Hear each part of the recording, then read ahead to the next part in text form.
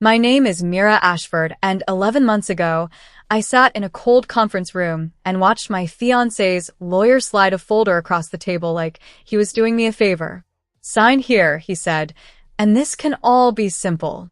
I remember looking past him, through the glass wall, at Julian standing in the hallway with his new fiancé's hand wrapped around his arm, laughing at something on his phone like I wasn't 20 feet away signing away for years of my life. What none of them knew, what nobody in that building knew, was that I wasn't there to sign anything. I was there because 3 weeks earlier, buried inside a spreadsheet Julian had asked me to just glance over, I had found a number that didn't belong. A single number, out of place by exactly $340,000. And once I saw it, I couldn't unsee it. So when his lawyer smiled and told me this could all be simple, I smiled back and said, "It will be." He had no idea what that meant. Neither did Julian. But in 6 weeks, both of them would understand exactly what I meant by simple, and by then, it would already be too late to stop it. For years earlier, I was the girl who believed in quiet loyalty. I was a forensic accountant at a mid-sized firm in Charlotte, the kind of job people's eyes glaze over when I explain it at parties. I found other people's mistakes for a living, the transfers that didn't add up, the invoices that existed only on paper. I was good at it. I was careful, patient, and I never missed a detail, which is a strange skill to have when the biggest blind spot in your life turns out to be the man sleeping next to you. Julian Hale was charming in the specific way that makes charm dangerous. Not loud, not obvious, just smooth enough that you never noticed him steering the room. He ran a small investment consulting company he'd built from nothing, or so he told everyone, including me, including his own family. We met at a mutual friend's engagement party. He asked what I did, and when I explained forensic accounting, most people would nod politely and change the subject. Julian leaned in and asked 3 follow-up questions. I found out much later that men like Julian ask good questions not because they're interested in your answer, but because they're taking notes. We moved in together after a year. He proposed after 2, at a restaurant with a view of the skyline, and I said yes with my whole chest, the way you do when you've never been given a real reason to doubt someone. For a while, it was good.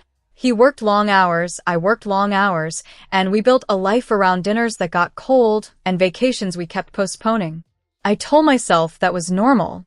I told myself a lot of things were normal. The shift happened quietly, the way most endings do. Julian started taking calls in the bathroom. He started angling his laptop away from me at the kitchen table. Small things. Forgivable things if you're not trained to notice patterns, but I am trained to notice patterns, and I notice them anyway, because loving someone can make you ignore what you'd catch instantly in a stranger. Then, on a Tuesday in March, Julian asked me for a favor. His bookkeeper had quit without notice, and he needed someone he trusted to sanity check a set of year-end numbers before his accountant filed them. He handed me a flash drive like it was nothing, like he was asking me to proofread an email. I opened it that night at our kitchen table while he was at the gym, expecting an hour of simple, boring work. Instead, I found a pattern.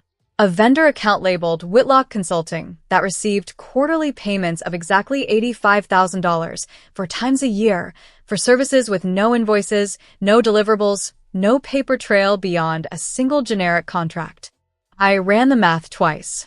$340,000 a year, moving out of his company and into an account that, as far as I could tell, didn't correspond to any real business. I didn't say anything to Julian that night. I told myself I needed more information before I accused the man I was going to marry of something I didn't fully understand yet. So I did what I'm trained to do. I started documenting. Quietly. Carefully. The way you're supposed to when you're not sure yet whether you're looking at a mistake or a crime. 2 weeks later, I got my answer, and it came from the last place I expected, his sister. Her name was Kayla, and she'd never fully trusted Julian's business partners, something she'd mentioned to me more than once over wine at family dinners, always followed by a quick, "Don't tell him I said that." One Saturday, she called me in a panic, asking if I'd seen anything strange in Julian's finances, because she'd just found out their father had quietly loaned Julian $150,000 the year before to cover a cash flow gap, a loan Julian had told no one about, and that their father, now struggling with his own medical bills, desperately needed back. I felt something cold settle in my stomach as the pieces started lining up.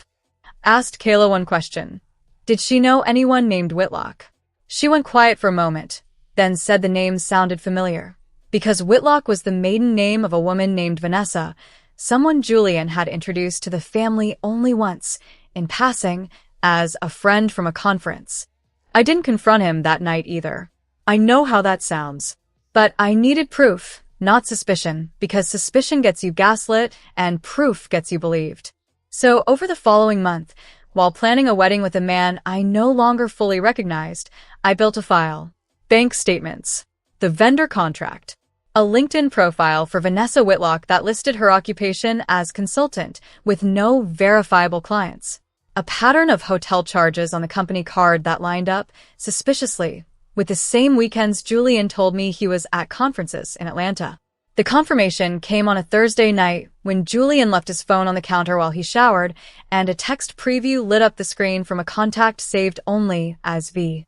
It read, "Can't wait until this is finalized and we don't have to hide anymore." I didn't touch the phone. I didn't need to. I already had everything I needed sitting in a folder on my own laptop, 3 encrypted backups deep because I am, above everything else, someone who does not lose evidence. 2 weeks later, Julian sat me down and told me, in a voice rehearsed enough that I knew he'd practiced it, that he didn't think we should get married anymore. He said we'd grown apart. He said he needed something different. He never said her name. He didn't have to. And when I asked, calmly, whether there was someone else, he looked me directly in the eyes and said no. That lie was the last thing he ever got away with. I didn't cry in front of him. I didn't scream. I remember feeling almost calm, the way you feel calm in the eye of a storm you already know is coming, because I already understood something Julian didn't. I wasn't losing an argument. I was closing a file. 3 days later, he moved out, and 2 weeks after that, at a work event I wasn't supposed to attend, I watched him walk in with Vanessa Whitlock on his arm, introducing her to his colleagues, as though the last 4 years of my life had been a rough draft he'd finally finished editing. That was the night I decided I wasn't going to be quiet anymore. Not because I wanted revenge for the wedding, or the lie, or the humiliation of watching him rewrite our story in real time. I decided because $340,000 a year had been quietly bleeding out of a company that employed 31 people, people with families, people who trusted Julian the same way I once had, and because his own father was drowning in medical debt while his son used those same missing funds to build a second life behind everyone's back. I made one phone call the next morning. Not to Julian. Not to Vanessa. To the company's board. I want to be clear about something. I never once broke the law to get my answers. I never accessed anything I wasn't already authorized to see, as the person Julian himself had asked to review those files. Every document in my folder had been handed to me willingly by him on a flash drive with his own fingerprints on it. That detail mattered more than anything else I did, because it meant that when I finally spoke, no one could accuse me of stealing anything. I had only ever been paying attention. I requested a meeting with 2 members of Julian's board, both minority investors who had put their retirement savings into his company on the promise of steady returns. I brought the vendor contract. I brought the bank statements. I brought a clean, simple timeline that laid out exactly how $340,000 a year had moved from company accounts into a shell entity connected to a woman Julian was now living with. I didn't raise my voice once. I didn't need to. Numbers don't need volume to be devastating. The board launched a formal audit within a week. Julian was placed on immediate leave from his own company pending investigation, a fact that reached him, I later learned, in the middle of a dinner with Vanessa at the same restaurant where he'd proposed to me. His father found out about the missing loan money in the same week from the audit report itself, not from Julian, a detail that Kayla told me broke something in their relationship that never fully healed. Julian tried to call me 11 times over the following month. I didn't answer any of them. He showed up once in my office, and I had security walk him out calmly without a scene because I had learned by then that the version of power I actually wanted didn't look like shouting in a lobby. It looked like silence and paperwork. The investigation confirmed everything. Whitlock Consulting had no employees, no office, no verifiable services rendered. It existed solely to funnel money to Vanessa, while Julian quietly built an exit plan from the life we'd been building together. The board terminated his position. 2 investors filed civil suits to recover damages. His father's loan was repaid in full from the settlement, though their relationship, by every account I heard afterward, was never quite the same. Vanessa, once the audit made local business news, distanced herself from Julian within days, the same speed, I noted, with which she'd once attached herself to him. I didn't attend the settlement hearing where Julian's business was formally restructured without him. I didn't need to see it to know it was over. I heard about it the way you hear about weather in a city you used to live in, relevant but no longer something that could touch me. What I did instead, on the same afternoon that hearing took place, was sit at a small cafe near my new apartment, review a signed offer letter for a director-level position at a firm 3 times the size of my old one, and order myself a coffee I actually let myself enjoy. I thought about the version of me who sat in that cold conference room 11 months earlier, watching him laugh in the hallway, believing she had lost everything. She hadn't lost everything. She just hadn't found out yet what she was capable of when someone finally gave her a reason to look closely. Julian left me for nothing.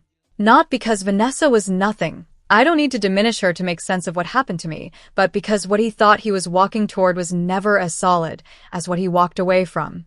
He mistook my patience for weakness, my quietness for a lack of power, and my loyalty for something he could spend carelessly and never be asked to repay.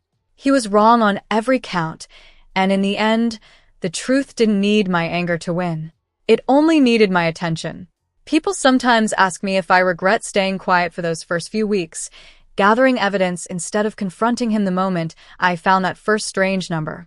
I don't, because the version of me who reacted immediately, out of hurt, would have been easy to dismiss as an angry ex-fiancé making accusations. The version of me who waited, who built her case brick by brick, who let the numbers speak for themselves, that version couldn't be dismissed by anyone. Not the board. Not his father. Not even him. I still work in forensic accounting. I still find the numbers that don't belong. But now, when people ask me what I do for a living, I tell them the truth. I find the truth other people are counting on nobody noticing. And somewhere out there, I hope Julian remembers, every single time he signs a contract for the rest of his life, that the quiet woman across the table might be paying closer attention than he thinks.